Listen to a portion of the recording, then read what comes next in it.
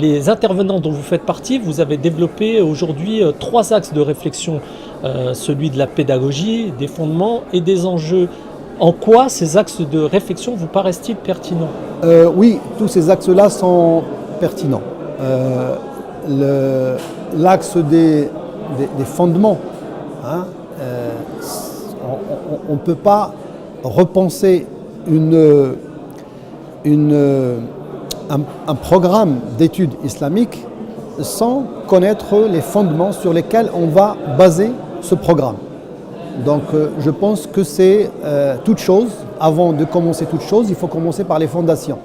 Hein, on ne peut pas édifier une construction si on n'a pas étudié comme il faut les fondations sur lesquelles on va baser cet édifice. Et donc c'est pareil, on est devant un édifice qu'on doit donc monter, et sans connaître les fondements, eh bien, on risque de se tromper et on risque de passer à côté du fruit qu'on attend. Et puis c'est pareil pour donc, les enjeux, il faut connaître où on va, quels sont les tenants, les aboutissants. Il faut savoir quelles sont les finalités, qu'est-ce qu'on veut de ces enseignements, qu'est-ce qu'on vise, qu'est-ce qu'on veut former. Parce que si on ne connaît pas, encore une fois, les objectifs, les buts, les finalités, eh bien, on ne peut pas élaborer un programme adéquat. Et donc, on va perdre du temps, perdre des moyens pour rien. Très bien.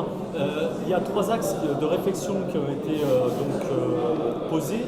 Est-ce que selon vous, justement, il n'y aurait pas un autre axe de réflexion qui mériterait qu'on s'y penche? Alors, s'il y a un axe à rajouter, peut-être c'est l'axe des moyens, les moyens matériels. Ici, on souffre de moyens matériels. Ça veut dire qu'on veut bien faire, mais souvent, on est limité dans nos moyens. Ça veut dire qu'on a bien réfléchi ce qu'il faut faire, mais quand on revient à nos moyens, on va trouver que on est limité dans nos moyens. Eh bien, on va s'arrêter, si vous voulez, bien avant le but. Vous savez, quand on parle d'enseignement, on parle d'université, d'institut, ça, c'est des budgets colossaux qu'il faut, c'est un État qu'il faut qu'il soit derrière, ou au moins, même si on est dans le domaine privé, ça veut dire une cotisation forte des étudiants, ce qui n'est pas le cas donc, dans nos enseignements. Et donc je pense que c'est un domaine qui mérite réflexion. Ça veut dire que c'est un domaine peut-être une réflexion plutôt technique que scientifique. Hein? Comment organiser la communauté comment on doit proposer ou comment on doit proposer à notre communauté ces institutions. On sait que la communauté, quand on demande par exemple pour construire une mosquée, tout le monde donne, les gens sont motivés. Mais dès qu'on parle de formation des imams, des écoles, des instituts, c'est flou pour la communauté, c'est abstrait, ils ne connaissent pas, quelle est l'utilité, ils ne voient même pas l'utilité des fois. Et donc on va trouver que les dons sont beaucoup moins que les dons qu'on donne pour, par exemple, construire une mosquée. Donc il y a vraiment un manque de travail et de faire connaître à la communauté l'utilité de nos institutions. C'est de la communication. Il faut de la communication, exactement. Et en quoi ces assises vous semblent-elles pertinentes? Ces assises-là sont pertinentes. Je l'ai souligné dans mon intervention. S'il n'y avait pas ce genre d'assises à travers l'histoire, aujourd'hui, peut-être on n'a plus d'enseignement islamique. Si les enseignements islamiques ont été transmis à travers 14 siècles, c'est qu'il y a eu tout le temps ce genre d'assises. C'est point de réflexion où on s'arrête pour réfléchir pour dire qu'est-ce qu'on est en train de faire, où on va, dans quel contexte on est, qu'est-ce qu'il faut changer, qu'est-ce qu'il faut adapter, comment on avance, comment faire évoluer. Et donc, je pense qu'aujourd'hui, il est beaucoup plus déterminant dans l'élaboration d'un programme, ce genre d'assises, un programme réfléchi dans un contexte, dans un autre contexte, dans un contexte musulman. Donc on est dans un contexte qui est non musulman. Si nos prédécesseurs, à travers l'histoire, ils ont trouvé pertinent de réformer, de repenser les choses, de faire évoluer certaines choses, eh bien, dans notre contexte, la chose devient encore beaucoup plus importante et beaucoup plus urgente. Voilà. Très bien. Justement, là, je rebondis un petit peu là, parce que vous parliez de réforme. On a beaucoup parlé de réforme depuis ce matin. Pourquoi on parle autant de réforme et la manière de mener la réforme? Pourquoi? Parce que d'abord, aujourd'hui, dans la scène, si vous voulez, des sciences islamiques, il y a beaucoup de choix à faire. Il y a beaucoup de choix. Je vais évoquer un exemple. Si on prend par exemple l'enseignement du fiqh, est-ce qu'on doit adopter un madhab ou est-ce qu'on doit adopter ce qu'on appelle le fiqh al-muqaran? Ça veut dire qu'il faut comparer les écoles, le fiqh comparé. Vous voyez, ça, ce sont deux choix qui sont posés aujourd'hui et il faut prendre l'un de ces deux choix.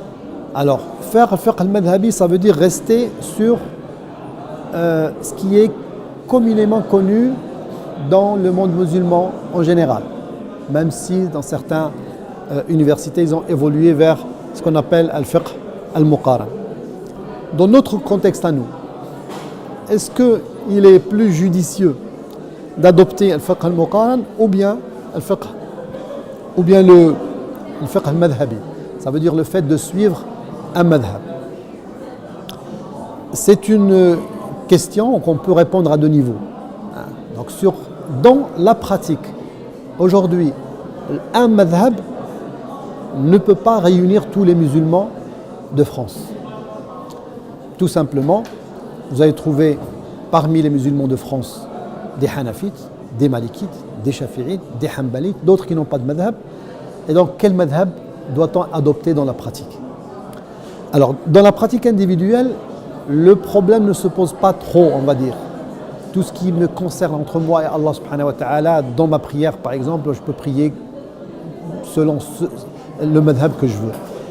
Mais dans tout ce qui me lie à l'autre, tout ce qui me met en relation avec l'autre, dans le domaine donc, de la religion, eh bien, il faut qu'on soit d'accord. Je ne peux pas, par exemple, devant une situation de divorce, où la femme, par exemple, va consulter un Hanafite, il va lui dire « vous êtes divorcé », et le monsieur va consulter un Malikite, il va lui dire « non, vous n'êtes pas divorcé », que faire? Vous voyez, sur certains domaines, on est obligé d'être sur la même longueur d'onde. Ça veut dire adopter un seul avis. Et donc, il faut peut-être là évoluer vers ce qu'on appelle un fiqh qui se base sur ce qu'on appelle l'ijtihad al-intiqa'i. Ça veut dire l'ijtihad qui donne le choix au faqih de prendre tel ou tel avis selon, bien sûr, ad-dalil, selon le contexte, selon ce qui procure plus d'utilité à la communauté, et ainsi de suite. Donc, à un autre niveau, au niveau méthodologique, purement méthodologique, est-ce qu'il est aussi bien de laisser tomber complètement le fiqh al-madhabi? Je ne pense pas que c'est la bonne solution non plus. Ça veut dire que l'étudiant, il doit méthodologiquement quand même apprendre al fiqh selon un madhab. Même si on ne peut pas répondre ça dans tous les domaines du fiqh, au moins l'étudiant a un minimum de connaissances d'un madhab, c'est-à-dire il connaît un madhab avec ses principes, avec sa terminologie, avec son histoire, avec son évolution. Tout ça, ça va donner à l'étudiant une assise sur laquelle il va baser toutes ses connaissances futures. Avant de passer au fiqh, le fiqh al-muqaran, donc on doit comparer, on est obligé d'avoir quelque chose, une base sur la base de laquelle on va comparer. Et donc voilà pourquoi il faut réformer peut-être. Voilà. Aussi, on peut prendre les exemples. Aujourd'hui, par exemple, comme je l'ai mentionné aussi, dans certaines matières, si on ne réforme pas la façon de les entamer, la façon de les dispenser, les exemples qu'il faut prendre pour expliquer les grands principes, eh bien, si on reste sur l'ancien, on ne va pas pouvoir transmettre, on n'est pas sûr de transmettre le principe comme il faut. Et c'est pour ça qu'il faut descendre du principe vers l'application. Et donc l'application, il faut qu'elle soit complètement contextualisée.